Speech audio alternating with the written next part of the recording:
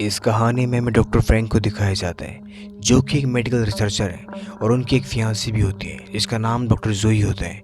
ये दोनों एक साथ एक सीरम पर काम कर रहे होते हैं। इस सीरम का मेन काम ये होता है कि कोमा में गए हुए लोगों को दोबारा सेंसेस मिला सकते थे। इस प्रोजेक्ट में इनके साथ और भी लोग शामिल होते हैं। वहीं हमें ईवा नाम की एक लड़की को दिखाया जाता है जो कि इस प्रोजेक्ट को रिकॉर्ड करी होती है। दरअसल इनका ये सीरम बन चुका होता है, बस इन्हें उस पर टेस्ट करना होता है। इसीलिए सब एक डॉग के ऊपर इसे इस्तेमाल करने की सोचते हैं और इससे पहले भी इस डॉग पर काफ़ी सारे टेस्ट कर चुके थे और ये डॉग मर चुका था। वहीं पर इस कुत्ते की आँख में मोतियाबिंद भी होता है, यानी कि वो देख नहीं सकता, पर फिर भी उस सिरम को उस डॉग के ऊपर इस्तेमाल करते हैं। उस सिरम के बॉडी के अंदर जाते ही कुछ देर बाद ही डॉग जिंदा हो जाते हैं, उसकी आंखें भी ठीक हो जाती है। इसका मतलब ये था कि सिरम मरे हुए लोगों को भी जिंदा कर सकता था। ये सब देख कर ये लोग बहुत खुश होते हैं। रात के समय जब फ्रैंक और जूही उस डॉग को अपने साथ अपने घर ले आते हैं, पर वो देखते कि वो डॉग कुछ नहीं खाता और रात को सोते समय वो जूही को भी घूर घूर कर देख रहा होता है। दरअसल इस डॉग का बिहेवियर बाकी डॉग्स के जैसा नहीं था, इसलिए वो उसका ब्रेन चेक करते हैं, जिससे उन्हें पता चलता है कि सीरम अभी तक डॉग की बॉडी में पूरी तरह से नहीं फैला है। इसीलिए वो उस डॉग को एक केज के अंदर बंद कर देते हैं। कुछ देर बाद फ्रैंक का एक दोस्त जब लैब में काम कर रहा होता है तो उसे कुत्ते की भौंकने की आवाज़ें आती है, इसलिए उसे देखने के लिए जाता है। पर वो देखता है ये कुत्ता वहाँ पर नहीं होता और लैब का सारा सामान इधर उधर बिखरा होता है, साथ ही पिंजरा भी टूटा हुआ होता है। और तभी एकदम वो डॉग उसके सामने आकर खड़ा हो जाता है और इससे पहले वो उस आदमी को काटता वो अपनी जान बचाकर फ्रैंक के पास आ जाता है और उसे सारी बात बताता है। पर उसकी बातों पर कोई भी यकीन नहीं करता, लेकिन फ्रैंक को डाउट होता है, इसलिए वो एक बार फिर से डॉग के ब्रेन को चेक करते हैं, जिससे उन्हें पता चलता है कि डॉग के सेल्स चेंज हो रहे हैं। इसीलिए वो यूनिवर्सिटी के डीन से मिलते हैं और जब वो उनके पास आते हैं तो उन्हें इनके एक्सपेरिमेंट के बारे में पता चलता है। वो कहती है कि हमने तुम्हें सिर्फ कोमा के पेशेंट्स पर एक्सपेरिमेंट करने के लिए कही थी, तो तुम नेचर के अगेंस्ट क्यों जा रहे हो। इस पर फ्रैंक उन्हें समझाता है, पर वो उसकी बात नहीं मानती और इस प्रोजेक्ट को वहीं पर बंद करवा देती है। साथ ही उनकी लैब को भी बंद करवा दिया जाता है। उन्हें वहाँ से कुछ भी ले जाने की अनुमति नहीं होती, इसीलिए ईवा उस डॉग को पीछे के रास्ते से लेकर चली जाती है। वहीं पर जूही भी किसी तरह से सिरम का एक पैकेट अपने साथ ले आती है। ये लोग अब बहुत उदास होते हैं, पर ये फैसला करते हैं कि ये अपना प्रोजेक्ट चालू रखेंगे, इसलिए वो छिप कर उस लैब के अंदर घुसते हैं और फिर से उस डॉग पर एक्सपेरिमेंट करते हैं। पर जैसे वो शुरू करते हैं जूही को एक बिजली का झटका लगता है, जिसकी वजह से जूही की मौत वहीं पर हो जाती है। फ्रैंक जो जूही से बहुत प्यार करता था वो डिसाइड करता है कि वो सीरम को जूही के अंदर डालेगा ताकि वो उसे दोबारा जिंदा कर सके।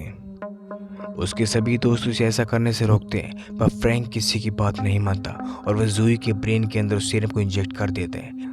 वो अभी अपना काम कर ही रहे थे कि वहाँ पर एक सिक्योरिटी गार्ड आ जाते हैं, इसलिए वो सब छिप जाते हैं और जैसे ही गार्ड वहाँ से चला जाता है वो बाहर आते हैं। वो देखते हैं कि जूही जिंदा हुई है। वो बेंच के ऊपर बैठी हुई है, उसके चेहरे पर एक सफ़ेद कपड़ा रखा हुआ था और जैसे ही फ्रैंक उस कपड़े को हटाता है जूही के अजीब से एक्सप्रेशन देखने को नजर आते हैं। इसीलिए वो उसके दिमाग का एमआरआई स्कैन करते हैं, जिससे उन्हें पता चलता है कि डॉग की तरह ही जूही के ब्रेन के भी सेल्स चेंज हो रहे हैं। ये सब देखकर वो घबरा जाते हैं, पर फ्रैंक बिना कोई परवाह किए जूही को अपने साथ अपने घर ले जाता है। जहाँ पर कुछ देर बाद हमें पता चलता है कि जूही के अंदर बहुत सारी पावर्स भी आ गई हैं, जैसे कि वो बिना कुछ छुए किसी भी चीज़ को मूव कर सकती थी, साथ ही वो लोगों का दिमाग भी पढ़ सकती थी। और जैसे ही जूही मिरर के सामने आती है मिरर भी टूट जाता है, क्योंकि उस सीरम की वजह से जोई का दिमाग हाइपर एक्टिव हो गया था। और तभी वहाँ पर वो डॉग भी आ जाते हैं जिसके ऊपर सबसे पहले सीरम का यूज़ किया गया था। वो जोई को बड़े गुस्से से देखता है, पर उल्टा जोई उसके दिमाग को कंट्रोल करके उसे मार देती है।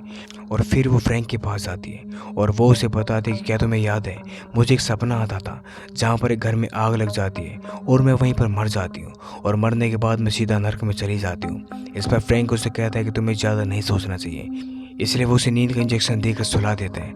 पर थोड़ी ही देर बाद जब जोई सो रही थी तो ईवा वहाँ पर आ जाती है, जो जोई को बार बार देख रही होती है। पर जोई जो सो रही थी वो सोते सोते ईवा को अपने सपने के अंदर खींच लेती है और अब ईवा भी उस घर में पहुंच जाती है जिस घर में आग लगी हुई थी, जहाँ पर ईवा जोई के बचपन को देखती है और इससे बात करने की कोशिश करती है, पर जोई उसे इशारा करके चुप कर देती है। और फिर तभी ईवा को होश आ जाता है और वो जब होश में आने के बाद अपने दोस्तों को बताती है कि वो एक घर में चली गई थी जो कि जल रहा था और जहाँ पर उसने जोई के बचपन वाले रूप को भी देखा था। इस पर फ्रैंक उसे बताता है कि ये सपना जोई को बचपन में आता था, पर तभी उसकी नज़र इवा के हाथों पर जाती है जो कि जले हुए थे। ये देखकर सब हैरान हो जाते हैं। वो फ्रैंक से पूछते हैं कि अगर वो एक सपना था तो इवा के हाथ कैसे जले, पर फ्रैंक कहते हैं कि उसे इसके बारे में कुछ नहीं पता और वो वहाँ से चला जाता है। तभी उनमें से एक इवा को बताता है कि हमने उसके ब्रेन में जो सीरम डाला था उससे उसके अंदर बहुत सारी पावर्स आ गई हैं। दूसरी तरफ हम जोई को देखते हैं जो नींद से जाग गई है और उसकी आंखें बिल्कुल काली हो गई हैं। और तभी जोई के पास उसका दोस्त आता है जो जोई को पहले लाइक करता था, पर जोई उसके पीछे से आकर उसे डरा देती है और फिर उसका दिमाग पढ़ लेती है, जिससे उसे पता चल जाता है कि वो जोई को लाइक करते हैं। इसलिए वो उसके करीब आने की कोशिश करती है, पर वो उसे धक्का मारकर दूर कर देता है, जिससे जोई को बहुत गुस्सा आता है और वो उसे मार देती है। फिर थोड़ी देर बाद जब सब घर में आते हैं तो जोई ऐसा दिखावा करती है कि वो सो रही है और उसे इसके बारे में कुछ नहीं पता।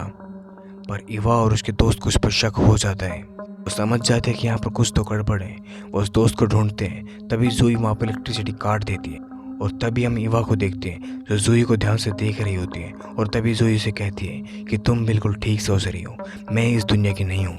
ये सुनकर इवा बहुत डर जाती है, पर तभी वहाँ पर उसका दोस्त आ जाता है। पर जोई अपनी पावर से उस दोस्त के गले में इलेक्ट्रिसिटी सिगरेट फंसा देती है, जिससे उसकी मौत हो जाती है और वहीं पर जोई भी गायब हो जाती है। अब फ्रैंक एक ऐसा सीरम बनाता है जिससे वो जोई को मार सके, और जैसे वो सीरम बनाने के बाद जोई के पास जाता है, जोई उसका ब्रेन पढ़ लेती है और इससे पहले फ्रैंक उसे मारता वो खुद फ्रैंक को मार देती है।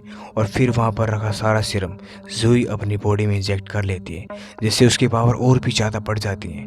और अब वहाँ पर बस इवा बची थी और इवा के पास 2 इंजेक्शन थे जिससे वो जोई को मार सकती थी, पर जोई उसके पीछे से आकर उसे डरा देती है और फिर वो उसे उठाकर एक कमरे के अंदर फेंक देती है और वहाँ का दरवाज़ा बंद कर देती है।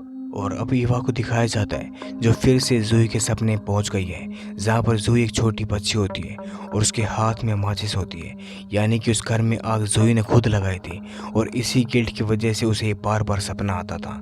इवा जोई से कहती है कि तुमने गलती की थी जिसकी वजह से बहुत सारे लोगों की जान चली गई थी, लेकिन अगर तुम चाहो तो अब तुम बहुत सारे लोगों की जान बचा सकती हो।